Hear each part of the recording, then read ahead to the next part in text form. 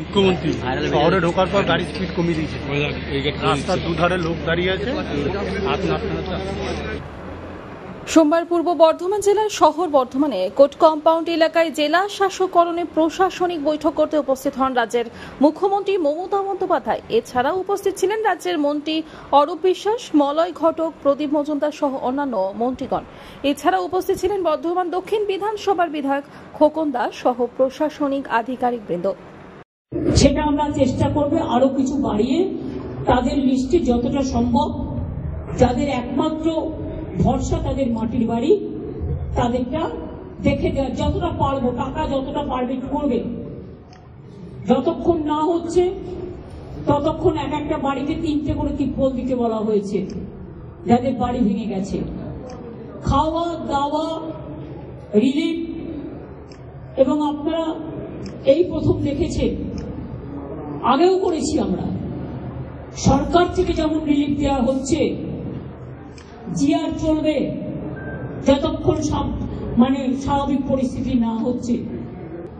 বন্যা কবলিত পরিস্থিতিতে আরো প্রোঅ্যাক্টিভ হয়ে অফিসারদের কাজ করার জন্য এবং আমাদের যারা আছেন সকলকেই নিচু স্তরে কাজ করবার জন্য বলা হয়েছে।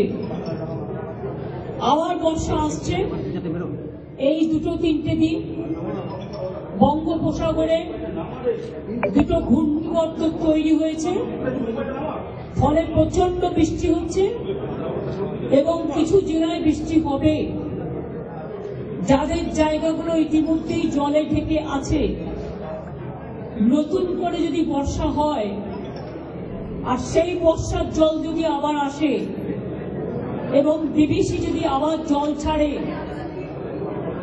তাহলে কিন্তু জলের ওপর জল প্লাবিত হবে। সেক্ষেত্রে দয়া করে যারা দেখতে পাচ্ছেন জলের সম্ভাবনা আছেন, তাদের কাছে অনুরোধ করব, পেছনে যারা মোবাইলে কথা বলছেন স্টপ করুন, সাইডে কথা না বললেও চলবে। এখন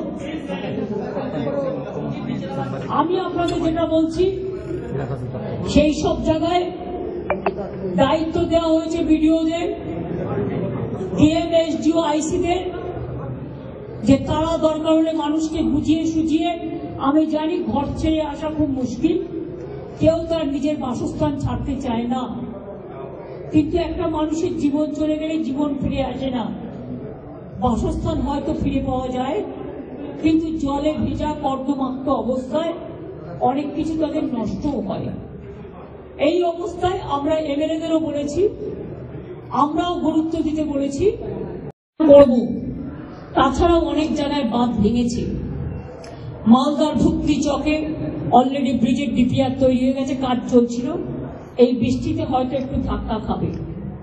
পাওয়ার ডিপার্টমেন্টকেও বলা হয়েছে, আপনাদেরও বলছি, যেখানে বন্যা বা জল জমবে দয়া করে এসি মেশিনটা, অবশ্য কম লোকেরই আছে জেলায়, এবং টিভিটা কিছুক্ষণের জন্য বন্ধ রাখবেন, যাতে কোনো ইলেকট্রিফিকেশন না হতে পারে, ইলেকট্রিকিউট হয়ে কোনো দুর্ঘটনা না ঘটতে পারে। আর ফোনের নেটটাও কোথাও কোথাও স্লো হয়ে যায় বিকজ অফ দিস। এটা নিয়ে চিন্তা করবেন না। জলে যদি কাজ করতে যায় বিদ্যুতের, সে মারা যেতে পারে। যে বিদ্যুতের কর্মীটা কাজ করছে সেও তো আমাদের একজন কর্মী। তাই জল নিয়ে জীবন বাঁচিয়ে তারপরে বিদ্যুতের কাজগুলো রেস্টোর করার কথা বলা হয়েছে। অনেক জায়গায় হয়েছে, 100% হয়েও যাবে, কিন্তু আবার হয়ে গেছে অলরেডি বর্ধমানে। কিন্তু এখনো যেহেতু আবার বৃষ্টি আসছে, কাজে আবার হতে পারে, এগুলো দেখে রাখতে হবে। এছাড়াও ডিবিসি নিয়ে আমরা বলেছিলাম, আমরা পূর্ব বর্ধমান থেকে তন্ময় ঘোষের রিপোর্ট, আনন্দ বার্তা।